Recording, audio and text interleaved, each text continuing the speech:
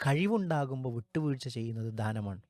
മറ്റുള്ളവരുടെ സന്തോഷം, അതിങ്ങനെ ആ സന്തോഷത്തിൽ അവർ മതിമറക്കുമ്പോൾ, അതിൽ ആഹ്ലാദിക്കുമ്പോൾ, അതിൽ സന്തോഷിക്കുമ്പോൾ അവരുടെ കണ്ണിൽ നിന്ന് അശ്രുകണങ്ങൾ വീഴുന്നത് കാണുമ്പോൾ അതിന് കാരണക്കാരനായ നമ്മൾ അനുഭവിക്കുന്ന ഒരു ലഹരിയുണ്ട്. ഒരിക്കലൊരു പണ്ഡിതൻ തൻ്റെ വിദ്യാർത്ഥിയോടൊത്ത് ഒരു വയൽക്കരയിലൂടെ നടന്നു പോവുകയായിരുന്നു.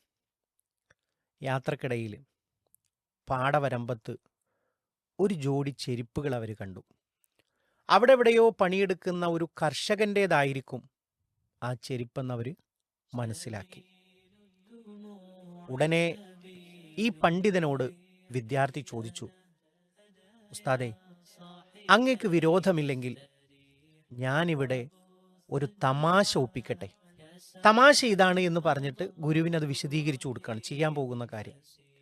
ഇദ്ദേഹത്തിൻ്റെ ഈ ഷൂ, വളരെ പഴഞ്ചനായൊരു ഷൂ, അത് നമുക്ക് തൽക്കാലം ഒളിപ്പിച്ചു വെക്കാം. അങ്ങനെ അദ്ദേഹം തിരിച്ചു വരുമ്പോൾ തൻ്റെ ചെരുപ്പുകൾ നഷ്ടപ്പെട്ടതോർത്ത് ആ പാവം കർഷകൻ വിഷമിക്കുന്നത് അപ്പോൾ നമുക്ക് കാണാം. ഉടനെ പണ്ഡിതൻ പറഞ്ഞു, പൊന്നുമോനെ, മറ്റുള്ളവരുടെ ദുഃഖത്തിൽ സന്തോഷിക്കുന്നവരാവരുത് നമ്മൾ. മറിച്ച് മറ്റുള്ളവർക്ക് സമാധാനം നൽകി സന്തുഷ്ടരാവുന്ന സമ്പന്നരിൽ നീ ഉൾപ്പെടണം. ഗുരു തുടർന്ന് പറഞ്ഞു കൊടുക്കുകയാണ്, നീ കുറച്ചു പണം അയാളുടെ 2 ചെരുപ്പിലുമായി ഒന്ന് ഇട്ടുവെച്ചു നോക്കൂ. എന്നിട്ട് നമുക്ക് നോക്കാം അയാൾ എന്താണ് ചെയ്യുന്നത് എന്ന്. അങ്ങനെ വിദ്യാർത്ഥി ഗുരു കൽപ്പിച്ചതുപോലെ, ഉസ്താദ് കൽപ്പിച്ചതുപോലെ 2 ചെരുപ്പിലുമായി നാണയങ്ങൾ ഇട്ടുവെച്ചു. എന്നിട്ട് ഇവർ 2 പേരും ഒരല്പം അകലെ മാറി നിന്നു. അല്പസമയത്തിനു ശേഷം ഈ ക്ഷീണിതനായ കർഷകൻ തിരികെ വന്നു. അങ്ങനെ തൻ്റെ ഷൂ ധരിക്കാൻ ആരംഭിച്ചു. അപ്പം അയാൾ അത്ഭുതപ്പെട്ടു. എന്താ അത്ഭുതം? തൻ്റെ ഷൂവിലതാ നാണയങ്ങൾ കാണുന്നു. അപ്പം അയാൾ 2ാമത്തെ ഷൂ എടുത്തു നോക്കി. അങ്ങനെ 2ാമത്തെ ഷൂവിലും എന്തുണ്ട്? നാണയങ്ങൾ കാണുന്നുണ്ട്. അങ്ങനെ അദ്ദേഹം നാലുപാടും പരിസരം നോക്കി, പരിസരം വീക്ഷിച്ചു. ആരെയും കാണുന്നില്ല. അങ്ങനെ താൻ ഈ കണ്ട ഈ നാണയം അതൊരു സ്വപ്നമല്ല എന്ന് അദ്ദേഹം ഉറപ്പുവരുത്തി. എന്നിട്ട് പതുക്കെ നാണയങ്ങൾ പോക്കറ്റിലിട്ടു. കരഞ്ഞുകൊണ്ട് മുട്ടുകുത്തി ഭൂമിയിലിരുന്നു. ആകാശത്തേക്ക് നോക്കി ഉച്ചത്തിൽ പറഞ്ഞു, റബ്ബേ, നിനക്ക് 1000 ശുക്റുകൾ. എൻ്റെ ഭാര്യ രോഗിയാണെന്ന് നിനക്കറിയാം. എൻ്റെ കുട്ടികൾ അപ്പത്തിനു വേണ്ടി വിശന്ന് കരയുന്നത് നിനക്കറിയാം. നീ എന്നെ വലിയ പ്രയാസത്തിൽ നിന്നാണ് കരകയറ്റിയത്. അഷ്കുറുക റബ്ബി, അഷ്കുറുക റബ്ബി എന്നിങ്ങനെ ആവർത്തിച്ചു പറഞ്ഞ് കുറേ നേരം ആ കർഷകൻ കരഞ്ഞുകൊണ്ട് ഇരുന്നതിന് ശേഷം എഴുന്നേറ്റുപോയി. ഈ രംഗം കണ്ടുകൊണ്ടിരിക്കുന്ന 2 പേരുണ്ട്, ഉസ്താദും വിദ്യാർത്ഥിയും. ഈ രംഗം കാണുന്ന വിദ്യാർത്ഥിയുടെ കണ്ണുകൾ ഈറനണിഞ്ഞു. ഗുരുവിൻ്റെ മനസ്സിൽ ഈ രംഗം വലിയ ചിന്തയുണ്ടാക്കി. ഇവർ 2 പേരും പ്രതീക്ഷിക്കാത്തതാണ് സംഭവിച്ചത്. ഗുരു പറഞ്ഞു, ഏറ്റവും വലിയ സൗഭാഗ്യമാണ് നിനക്ക് വന്നു കിട്ടിയത്. നീ മുമ്പ് ആലോചിച്ച തമാശ നീ നടപ്പിലാക്കിയിരുന്നുവെങ്കിൽ എത്രമാത്രം മോശപ്പെട്ട വ്യക്തിയാകുമായിരുന്നു നീ, അല്ലേ? അപ്പോൾ വളരെ വിഷമത്തോടുകൂടി ഈ വിദ്യാർത്ഥി പറയാണ്, ജീവിതത്തിൽ ഒരിക്കലും മറക്കാത്ത പാഠമാണ് ഇവിടെ നിന്ന് ഞാൻ പഠിച്ചത്.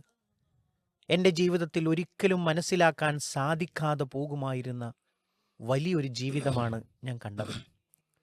നൽകുന്തോറും, അതായത് ഒരാൾക്ക് കൊടുക്കുന്തോറും കൂടി വരുന്ന ഒരു കാര്യമാണ് സന്തോഷം എന്ന ഗുണപാഠം എനിക്കിതിൽ നിന്ന് കിട്ടി. അപ്പോൾ ഉസ്താദ് കൂട്ടിച്ചേർക്കുകയാണ്, ദാനം പണം കൊടുക്കൽ മാത്രമല്ല. എന്നിട്ട് ഗുരു ഓരോന്നായിട്ട് വിരലിൽ എണ്ണി കാണിച്ചു കൊടുക്കുകയാണ്.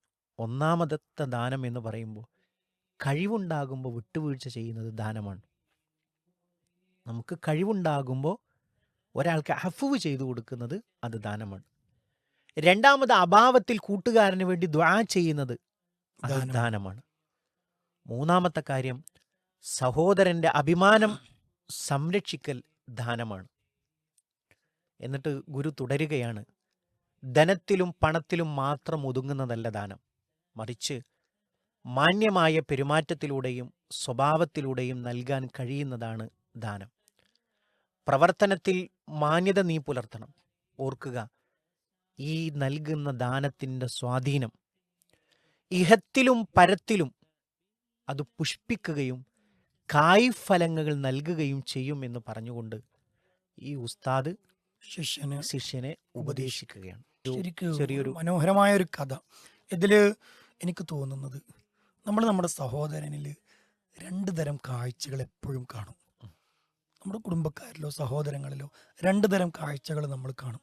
ഒന്ന് അവൻ്റെ ദുഃഖം, മറ്റൊന്ന് അവൻ്റെ സുഖം.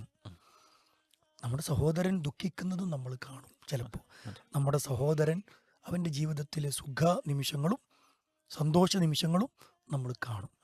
പക്ഷെ ഇവിടെ വളരെ ഗൗരവമായിട്ട് ചിന്തിക്കേണ്ടത്, അവൻ ദുഃഖിക്കാനിട വന്നത് നാം കാരണമാകരുത്. ചിലരങ്ങനെയാണ്. എന്നാൽ അവൻ സുഖിക്കാൻ സന്തോഷിക്കാനിടയായത് നമ്മൾ കാരണമാവുകയും വേണം. ഈ രണ്ട് കാഴ്ചകളിലും വല്ലാത്ത ഒരു മനോഹാരിതയുണ്ട്. സഹോദരൻ ദുഃഖിച്ചിരിക്കുമ്പോൾ അവൻ്റെ വിഷമത്തിനു കാരണക്കാരനായവർ ഇതിങ്ങനെ പുറകെ നിന്ന് അല്ലെങ്കിൽ ഒളിഞ്ഞിരുന്ന് മാറി നിന്ന് അതിലിങ്ങനെ കാണുന്ന ഒരു സന്തോഷം. അവൻ അങ്ങനെ ഇടങ്ങാറാകുമ്പോൾ, അവൻ പ്രയാസപ്പെടുമ്പോൾ, അവന് ജീവിതത്തിൽ ദുഃഖം അനുഭവിക്കുമ്പോൾ അങ്ങനെ എന്തെങ്കിലും ഒരു കുസൃതി ഒപ്പിച്ചിട്ട് അതിങ്ങനെ കണ്ട് രസിക്കുക. അത്തരത്തിലല്ല.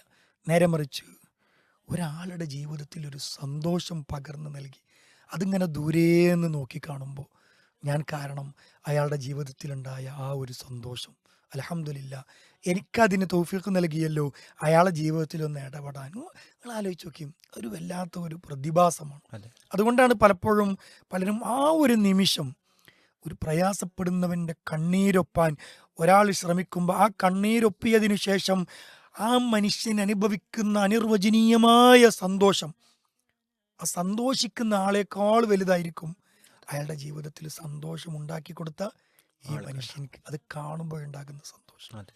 അതുകൊണ്ടാണ് പലപ്പോഴും പലരും ഇത്തരത്തിലുള്ള സ്വതക്കകളിലും മറ്റുമൊക്കെ കൂടുതൽ രംഗത്തേക്ക് ഇറങ്ങി വരുന്നത്, ആളുകളെ ഹെൽപ്പ് ചെയ്യുന്നതിലേക്ക്, ആളുകൾക്ക് സഹായം എത്തിക്കുന്നതിലേക്ക്. കാരണം അതിലൊരു ലഹരിയുണ്ട്.